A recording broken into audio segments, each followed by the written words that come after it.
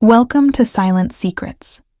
In today's video, we're going to explore something most people find uncomfortable: the psychology behind infidelity. What if I told you that cheating has nothing to do with how attractive your partner is, nothing to do with how passionate your intimacy feels, and not even how much love you both share? Modern psychology reveals that infidelity often emerges from predictable emotional patterns, not random betrayal. And understanding these patterns could be the difference between protecting your relationship and slowly losing it without ever noticing why. This is not a topic about blame or moral judgment. It's about awareness. It's about understanding the human mind, how it craves connection, novelty and meaning, and how, when those needs go unmet, even good people can make terrible decisions. So stay with me, because by the end of this video, you'll understand the 3 invisible psychological triggers that lead to infidelity, and more importantly, how to recognize and prevent them. Let's begin. Trigger number 1, the silent drift, emotional neglect. Most people assume affairs begin because something big is missing: lack of love, attraction, or constant fighting. But in reality, most affairs begin quietly, almost imperceptibly. Psychologists call this first stage emotional neglect, but it's not the kind you imagine. Not cruelty, not shouting, not a dramatic breakup. It's the kind that hides beneath routine. It happens in moments so small, you barely notice them. Your partner asks, "How was your day?" And you respond without looking up from your phone, "Fine." They share something exciting, something that lights them up inside, and you nod half-heartedly while scrolling or thinking about work. They reach out to hold your hand, but you're too tired, too distracted, too caught up in something else. And in those small, easily dismissed moments, something dangerous begins: the erosion of emotional visibility. Dr. John Gottman, one of the most respected relationship researchers in the world, found that relationships don't collapse because of huge betrayals or fights. They collapse because one partner starts to feel invisible. They make small bids for connection, a smile, a question, a gesture. And those bids are repeatedly ignored or dismissed. Over time, they stop trying. They stop sharing their inner world because they believe it doesn't matter. Meanwhile, the partner doing the neglecting often has no idea this is happening. They think everything's fine, no arguments, no problems. But beneath that surface calm, the emotional foundation is cracking. This is what psychologists call an emotional vacuum, and nature abhors a vacuum. When someone else appears, a colleague, a friend, even a stranger, who offers genuine curiosity, who listens, who notices, the neglected partner feels something powerful awaken. I matter again. It's not about the new person, it's about feeling seen. After a long time of being emotionally unseen, that's where temptation begins. Not because the person is unhappy with their partner, but because they're starving for connection. The antidote is not extravagant vacations or gifts. It's micro moments of attention. Put down your phone when your partner speaks. Look them in the eye. Ask questions not because you have to, but because you care. Be curious about their world, their thoughts, their emotions. These small acts are not trivial. They are the heartbeat of emotional intimacy. Every "I see you," "I hear you," "tell me more" is a form of relationship. Insurance. Love doesn't die from hate. It dies from silence, and that silence begins when attention disappears. Trigger number 2, the illusion of escape. Losing yourself in the mirror. The second trigger is far more subtle and far more personal. It's not about your partner at all. It's about yourself. Many people who cheat aren't trying to escape their relationship. They're trying to escape who they've become. Maybe they feel dull, predictable, or lost. Maybe they've stopped recognizing the person in the mirror. Once they felt passionate, spontaneous, confident. Now they feel ordinary, like life has reduced them to routine, responsibility, and repetition. So when someone new enters their life and sparks that lost version of themselves, it feels intoxicating, not because of the person, but because they remind them of who they used to be. That's why infidelity often occurs during major life transitions, midlife crises, career changes, after children, or during aging. These moments force us to question our identity. The affair becomes an illusion of freedom, a way to feel alive, to touch a part of the self that's been buried under years of duty and expectation. But here's the truth. It's not the new relationship that's exciting. It's the resurrected identity. They're not in love with another person. They're in love with their younger, freer self that they see reflected in the other person's eyes.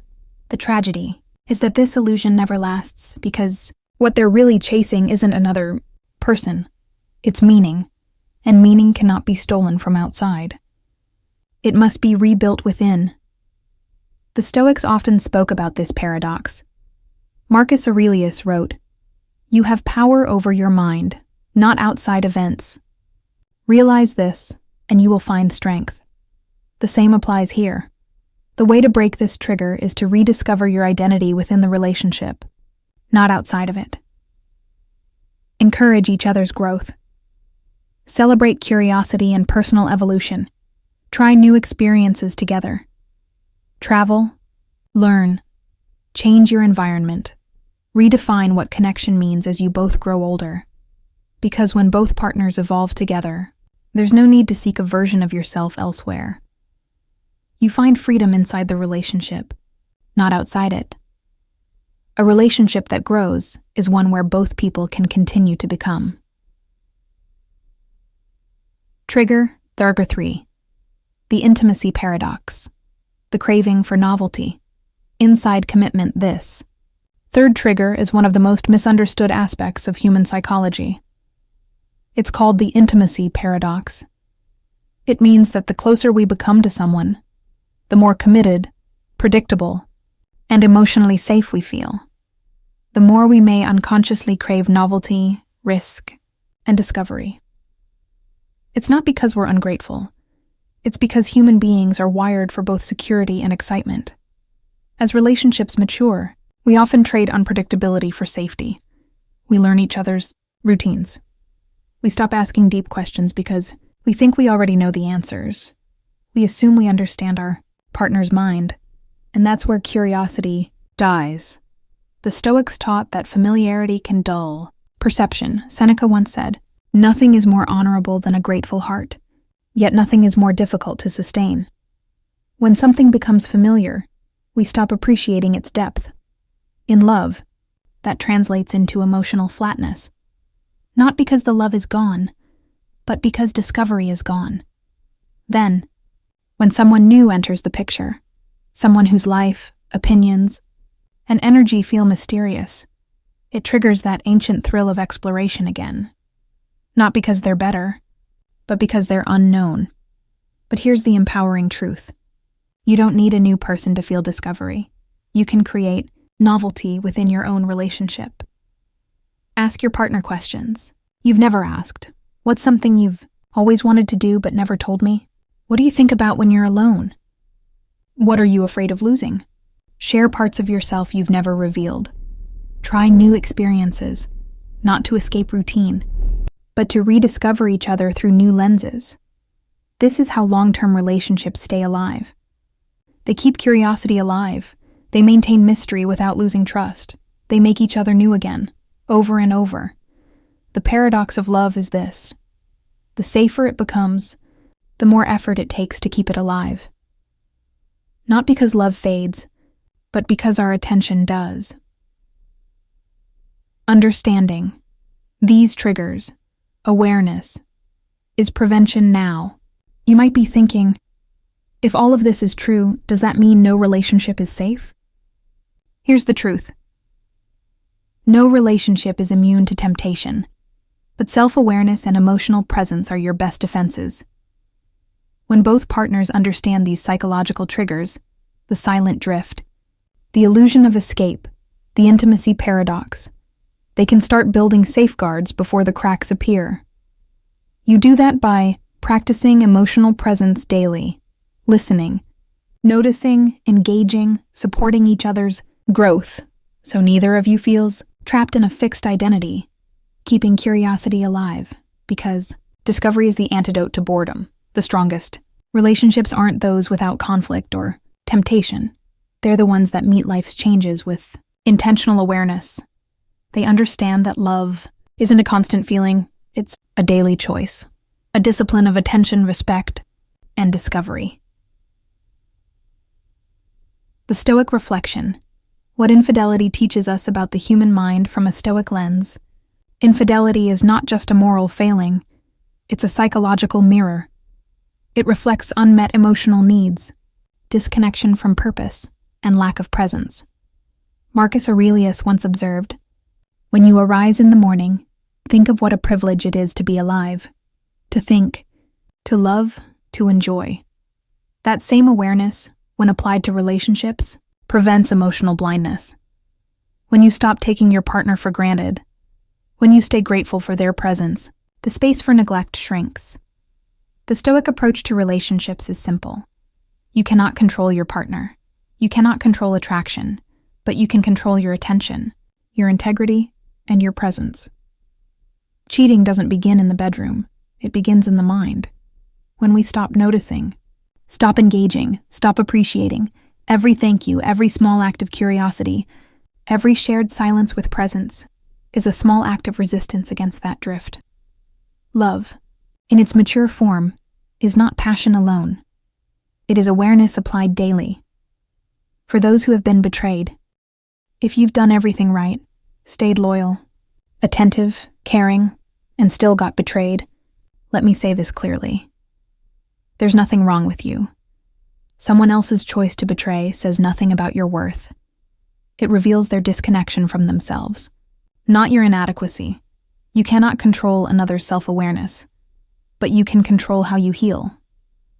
The Stoics remind us, pain is inevitable. Suffering is optional. What happened to you is not your fault, but what happens next, that's your power. Don't let betrayal make you bitter. Let it make you wiser. Let it remind you of what you deserve. Emotional honesty, genuine attention, mutual respect. Forgiveness doesn't mean forgetting. It means freeing yourself from the weight of someone else's blindness. Rebuilding trust and connection. For couples trying to rebuild after infidelity, remember this: trust is not rebuilt through promises. It's rebuilt through patterns. Consistent. Honesty. Consistent. Presence. Consistent transparency. It's the slow process of replacing doubt with evidence, one truthful action at a time. The Stoics would say, don't explain your philosophy, embody it. So don't explain your love, show it. When both partners commit to radical self-awareness, even the deepest wound can become a path to rebirth. Because pain, when understood, becomes instruction. Final thoughts: infidelity is not random. It follows patterns. Patterns born of neglect, identity loss, and fading curiosity. But those same patterns can be reversed if you pay attention, if you stay curious, if you choose to see the person you love, not as a possession, but as a universe to keep discovering. Because that's what real love is, discovery that never ends. And when you cultivate that mindset, temptation becomes irrelevant, because no external excitement can match the depth of two people who keep choosing to rediscover each other every single day. So, remember these 3 triggers: emotional neglect, fix it through presence, the illusion of escape, fix it through personal growth, the intimacy paradox, fix it through curiosity. Understand them, apply them, and your relationship becomes anti-fragile, capable of withstanding distance, time, and change. Now, I want to hear from you. Which of these psychological triggers resonated the most? Have you seen these patterns unfold in your life or around you? Share your thoughts in the comments below. And if this perspective brought you clarity, insight, or healing, remember to like, subscribe, and stay tuned for more reflections on human psychology and Stoic philosophy. Here, at Silent Secrets. Until next time, stay aware, stay grounded, and never stop discovering.